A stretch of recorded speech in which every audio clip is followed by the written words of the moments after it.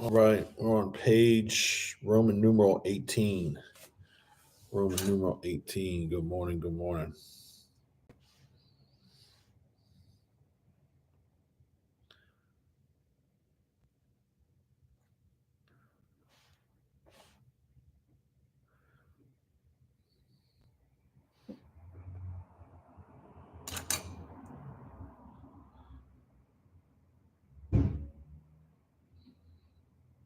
All right, there we go.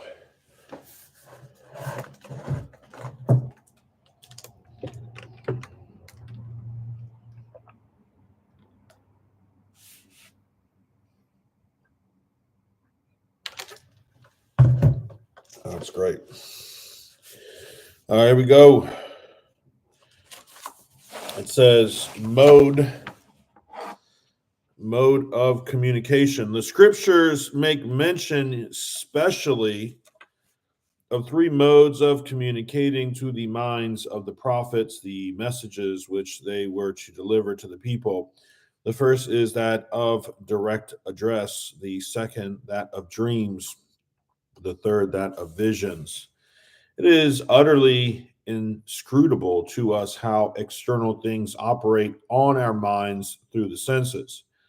We cannot understand how a word uttered by one man can awaken thought or feeling in the minds of others.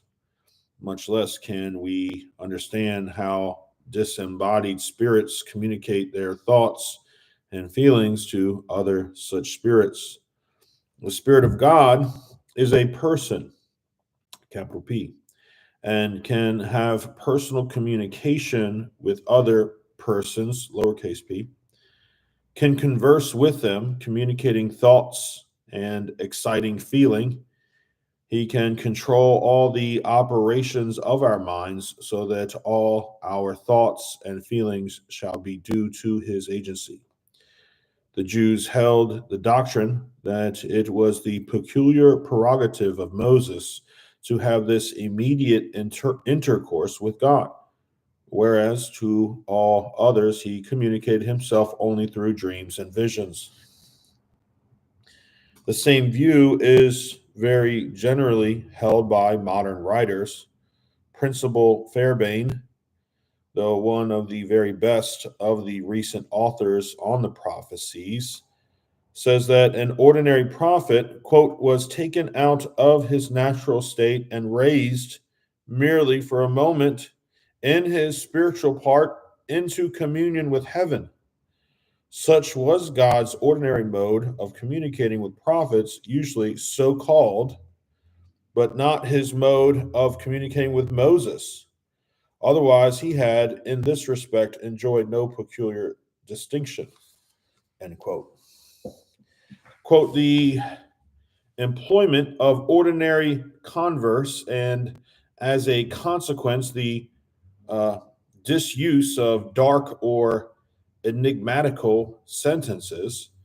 This is precisely such a distinction in behalf of Moses, which the whole circumstances would lead us to expect. This opinion is founded principally upon Numbers 12, 6 through 8. It is there stated that Miriam and Aaron spoke against Moses, and that God summoned the three before him and said, quote, if there be a prophet among you, I, the Lord, will make myself known unto him in a vision, and will speak to him in a dream. My servant Moses is not so, who is faithful in all my house. With him I will speak mouth to mouth, and not in dark speeches, and the similitude of the Lord shall he behold. Let me write something down here.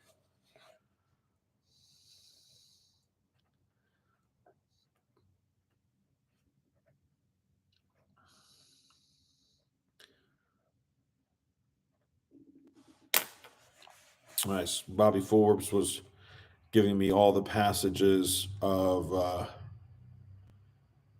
being face to face with God or seeing God and not being wiped out.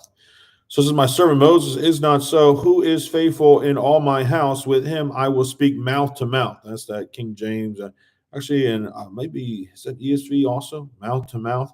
With him I will speak mouth to mouth, and not in dark speeches, and the similitude of the Lord shall he behold. As to Moses seeing, quote unquote, the similitude of God, end quote, that is explained by Exodus 33, 19 through 23, where Moses prayed, I beseech thee, show me thy glory. And Exodus 24, 9 and 10, quote, then went up Moses and Aaron, Nadab and Abihu, and 70 of the elders of Israel, and they saw the God of Israel. In the same sense, Isaiah 6:1 says, I saw the Lord on a throne, high and lifted up.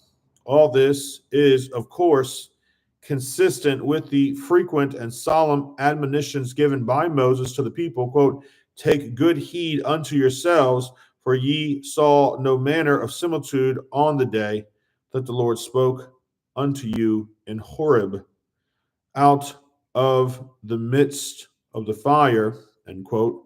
And with the testimony of St. John, quote, no man has seen God at any time. John 1:18. Nevertheless, even we with our poor eyes are said to see, quote, the glory of God in the face of Jesus Christ. 2 Corinthians 2, 4 through 6.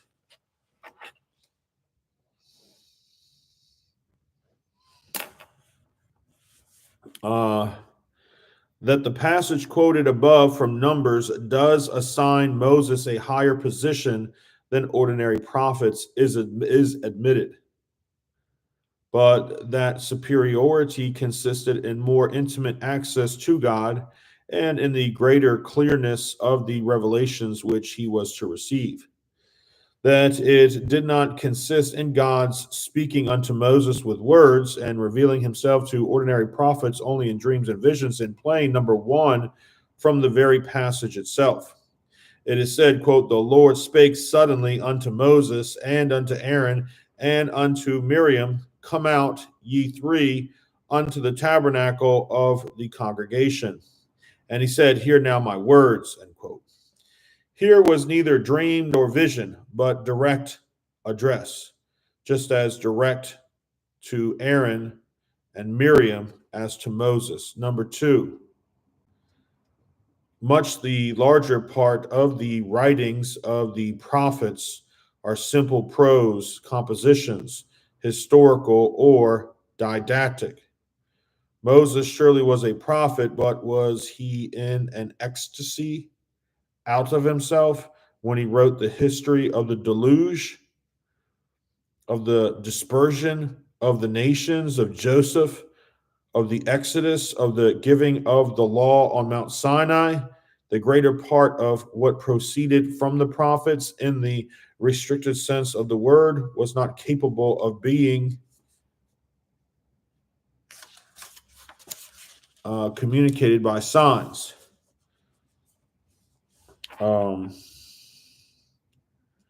Let's see, number two, much the larger part of the writings of the prophets are simple prose compositions, historical or didactic. Moses surely was a prophet, but was he in an ecstasy out of himself when he wrote the history of the flood, right? The deluge, of the dispersion of the nations of Joseph, or of the Exodus, or the giving of the law on Mount Sinai. The greater part of what proceeded from the prophets in the restricted sense of the word was not capable of being communicated by signs. Signs may reveal events, but how can they reveal abstract truths? Isaiah might have seen the Messiah, quote, the servant of the Lord, end quote, in the form of a poor man. The whole scene of the crucifixion might have been prefigured before him, but how was he to know that those sufferings were expiatory? That the sufferer died for us and that he made his soul an offering for sin. Paul not only says, but insists and proves that his knowledge of the gospel was derived not from man, but by direct revelation of Jesus Christ. Does any man believe that the contents of his epistles were made known to him in dreams and visions? All his knowledge of the law of sin and grace, of the person and work of Christ, of the whole plan of salvation, such an idea probably never entered any human mind. It is only by confining the word, quote unquote, prophet to its most limited sense and, quote, prophetic inspiration, end quote, to the smallest portion of what the prophets reveal that any such thing can be maintained. The simple scriptural idea is that, quote, holy men of old spake as they were moved by the Holy Ghost, end quote. If they sat down to write history, the Holy Ghost guided them from the commission of error. If they undertook to instruct the people, the Spirit suggested to them what and how to speak, so that all they uttered came with the authority of God. So also when the prophets warned, exhorted, and instructed the people, the Spirit filled their souls with the fire of a divine eloquence, so that they wrote and spoke with a force they never could of themselves have attained. As the infinite God is everywhere present in his knowledge and power, always working with or without second causes, producing all the infinite variety of effects in the world around us. So the Holy Spirit dwells in all the people of God, working in each and all according to the good pleasure of his will. Of old, making some apostles, some prophets, some healers of diseases, some speaking with new tongues, some interpreters of tongues, some evangelists, some pastors and teachers. It is obviously vain to try to explain how all these different effects were produced. All we have to do is to protest against whatever is contrary to the facts and teachings of the Bible. It is doubtless true that the Spirit sometimes spoke in a still small voice, which produced no disturbance in the prophet's mind. At other times, he overpowered them so that they became as dead men. At other times, he raised them so high that nothing was visible to them but things eternal and divine. All right, that was pretty cool. Let's see here. It is March 29th. I'm going to say, let's see, finished.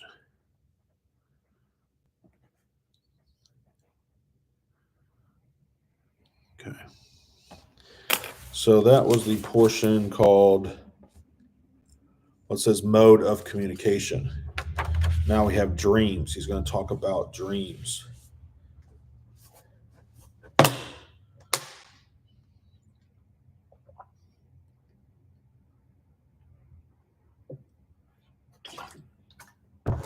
Let's get after it.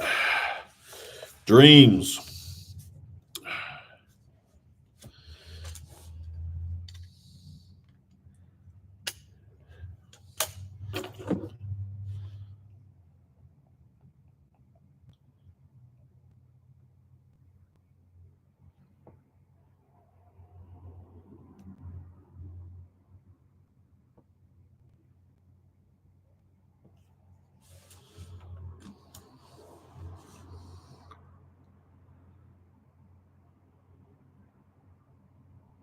There we go. I'm going to go on my personal page now for this dreams portion.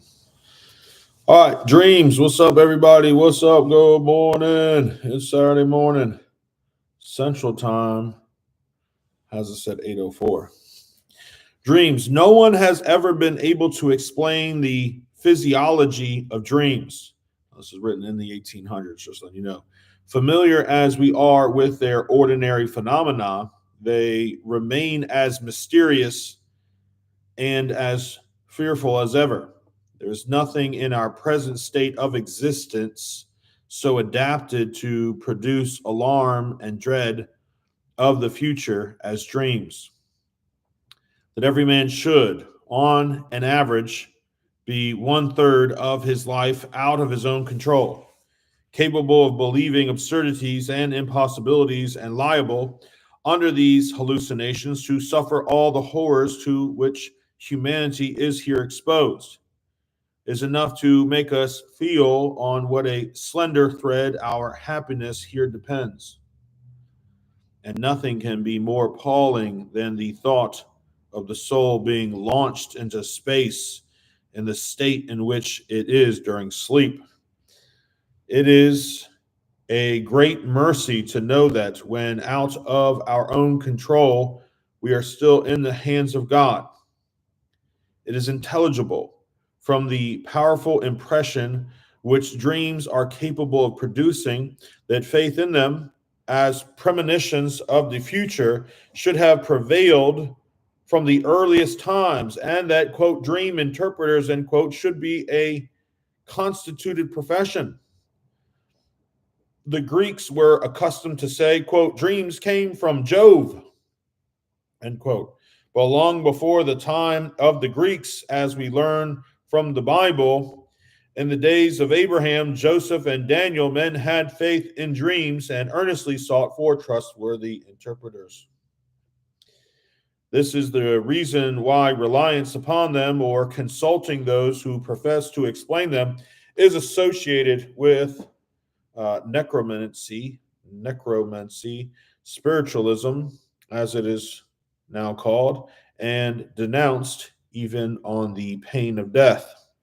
Dreams are of three general kinds. First, where they are disconnected and preposterous. Second, where they are connected as in a natural series of events, there being nothing absurd or impossible about them. And third, where the higher faculties of the mind are clearly and consciously at work. Men have often solved in a dream mathematical problems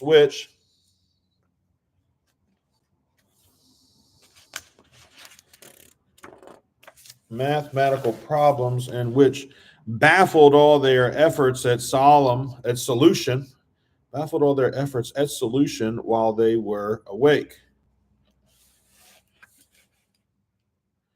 Intricate subjects of which no clear or consistent view could be obtained have often opened up in clearness and consistency during sleep.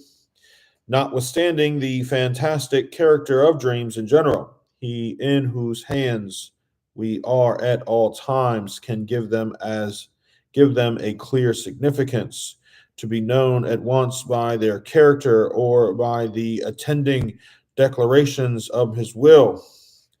Thus, in the case of Abimelech, without the interpretation of any image, God warned him in a dream that Sarah was Abraham's wife. Genesis 20, 3-6. Joseph's future preeminence over his brethren was foretold by the image of their sheaves doing obeisance to his sheaf, which he and his father understood without an interpreter. Genesis 37:7. But the dreams of the butler and baker in prison needed an interpretation, with Joseph only could give, or which Joseph only could give. So also the dreams of Pharaoh were significant, but their true import was known only to God and revealed through Joseph, Genesis 41:15. In the remarkable vision of Jacob at Bethel, little comparatively was made known by what he saw, while the whole scheme of God's purpose regarding his descendants and all the nations of the earth was made known by the words which the Lord uttered in his ears. Genesis 28:12-15. Thus, in the case of Joseph, when, quote, the angel of the Lord appeared unto him in a dream, saying, arise and take the young child and his mother and flee into Egypt, and be thou there until I bring thee word, for Herod will seek the young child to destroy him. Matthew chapter 2, verse 13. The revelation was by words. In the case of Nebuchadnezzar, the image seen in his dream was significant enough, but its true meaning could be given only by one enlightened by the Spirit of God. In dreams, therefore, it seems that God revealed his will sometimes by symbols presented to the mind, so simple as to need no interpretation, as in the dream of Joseph about the sheaves. Sometimes the scene presented to the mind of the sleeper was full of significance, but needed an inspired interpreter, as in the dreams of Pharaoh and Nebuchadnezzar. More frequently, God spoke to the prophet or the recipient of his revelation while asleep, as to Jacob at Bethel and to Joseph when warned to take the young child to Egypt. A vision, or visions. A vision, in the sense in which the word is here used, is something seen. Peter in Acts 11:5 says he saw a vision. What he saw was a great vessel, like a sheet, descending out of heaven, filled with all manner of living creatures. These things had no real corporeal existence, but figures of them were presented to his mind. The impression was as distinct and vivid as though it had been made through the senses. This is an illustration of the mode in which God communicated his will to the prophets of old. It has already been remarked in opposition to a popular opinion of our day that this was neither the only nor the common way. Nevertheless, it was a way not unfrequently adopted. Number one says, as to these visions or visual representations, some were very simple, intelligible at once, and without any explanation. Thus, when Jehoshaphat asked the prophet Micaiah, shall we go up against Ramoth Gilead to battle, or shall we forbear? The prophet answered, quote, I saw all Israel scattered upon the hills as sheep which have no shepherd, end quote. This was enough. The king understood it at once. 1 Kings 22:15 through 17. Excuse me. Number two.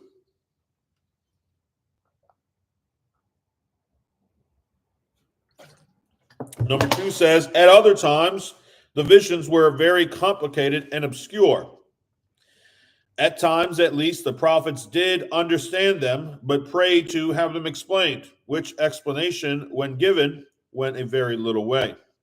Indeed, it is altogether probable that the prophets understood as little of the symbols presented to their view as those to whom they were afterwards announced. It was not the object of the visions to reveal the future more distinctly to them than to the rest of the people. The Apostle Peter represents the ancient prophets as inquiring and searching diligently into the meaning of their own predictions. It is an admitted fact that the Old Testament prophecies regarding the first advent of Christ were universally and more or less grossly misunderstood by the Jews of his day. It is inconceivable that those prophecies should have been correctly understood by the ancient prophets. In that case, they could not have failed to impress their true meaning on the people and would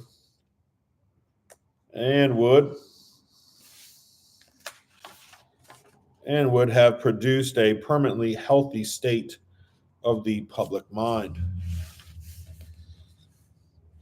Number three, this suggests the remark that the prophecies were not designed to gratify curiosity, to annotate history, but to produce a good moral and religious impression on the minds of the men of that and of coming generations. Their great subject was Christ and his kingdom. To our first parents, immediately after the fall, it was promised that a Redeemer should come. With ever increasing clearness, his person and his work were set forth. This sustained the hope of the church until his actual coming.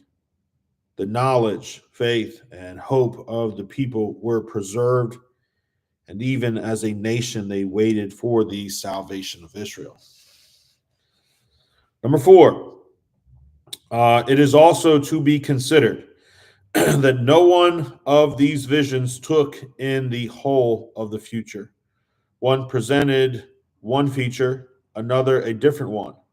Of those concerning the Redeemer, some represented him as king, some as a priest, some as a prophet, some as a man of sorrows and acquainted with grief, some as a victor, some as a victim.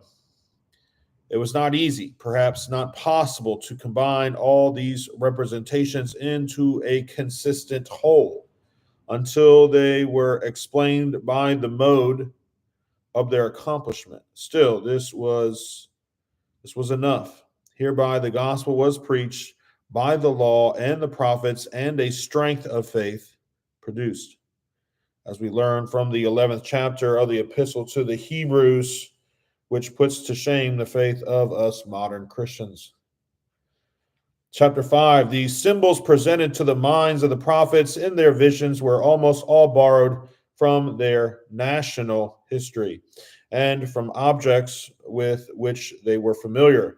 The whole Old Testament was typical of the New, the bondage of the people of God in Egypt, the preservation of their firstborn by slaying the Paschal lamb, the passage through the Red Sea, the healing of the people by the brazen serpent, the manna from heaven, the water from the rock, which rock was Christ. The whole journey through the wilderness, the passage over Jordan, and entering the promised land were all shadows of good things to come. From that day to this, Canaan what has remained a type for the rest, which remains for the people of God. And as the church, on earth and the church in heaven are one, what is a type of the one is a type of the other. Hence, those who dwelt in Canaan are, in the language of the prophets, quote, those who are nigh, end quote, nigh to God in his church, and those who dwelt out of Canaan, quote, were afar off, end quote, i.e., Gentiles. Ephesians 2:13, thus to be cast off from the people was to be cast out of the church, and to be restored to the dwelling place of their fathers was to be restored to the church. And when the conversion of the heathen is predicted, it is under the figure of their coming to the Holy Land, a participating in the sacred festivals there observed. In like manner, Jerusalem is a type at once of the church of God, Galatians 4:25-26, and of heaven, as often in the Apocalypse. Nice. So also Zion, the seat of the theocracy, is the constant type of the kingdom of the Messiah in all its phases or stages of its development. In such passages as Isaiah 40, verse 9, quote, O Zion, that bringest good tidings, get thee up in the high mountain. Psalm 2:6, quote, I will set my king on my holy hill of Zion, end quote. Quote, walk about Zion and go round about her, end quote. Quote, he said to Zion, this and that man was born there, end quote. Quote, the redeemed shall come with singing unto Zion, end quote. Quote, awake, awake, put on thy strength, O Zion, end quote. Quote, for Zion's sake, I will not hold my peace, and for Jerusalem's sake, I will not rest, end quote. Zion always means the church.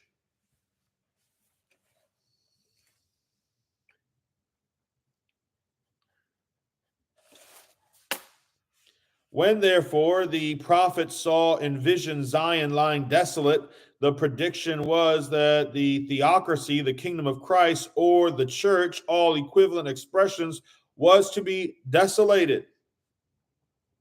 If he saw Zion exalted, then the church was to be prosperous. If he saw the nations flocking to Zion, the conversion of the Gentiles was predicted. The symbolical use of the word Zion has impressed itself indelibly on the minds of all Christians. It seems constantly in our prayers and hymns. When a man prays for the prosperity of Zion, everyone understands him to pray for the prosperity of the church. As the people of God under the Old Testament were called Israel, they are thus called now. We, i.e., Christians, says Paul, are the true Israel. And in the 9th chapter of the Romans, he proves that the promises were not made to the Israel after the flesh, but to the Israel after the spirit. That is true. That is true. To those who are the children of Abraham, because they have the faith of Abraham. Hence, when the prophets predict the future glory of Israel, they, according to Paul, are to be understood as predicting the glory of the true Israel, i.e., the church of God. Illustrations of this kind might be continued indefinitely.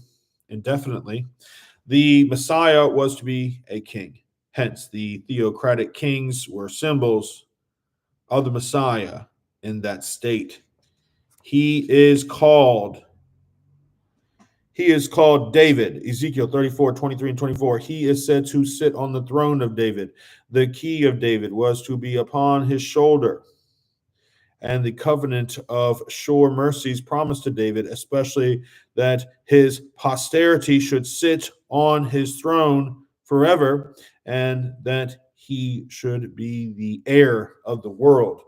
Romans 4:13 were fulfilled so far as the perpetuity of his kingdom is concerned by the resurrection of Christ from the dead, Acts 13:34.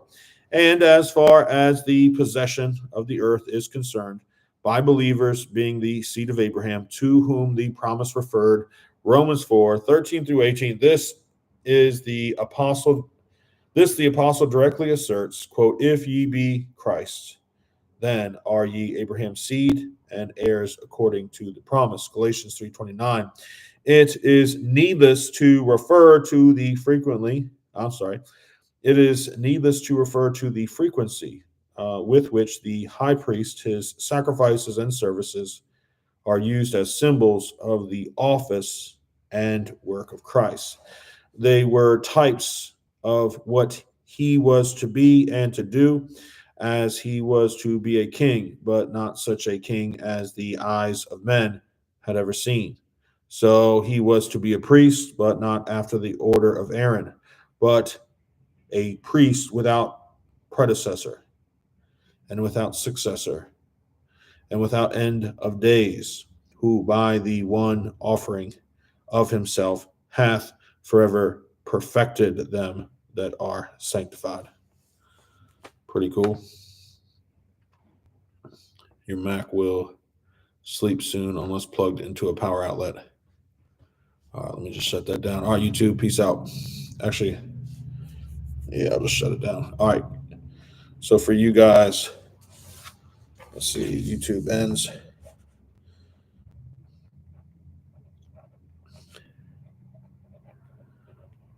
It's 8:23 a.m. on the March 29th.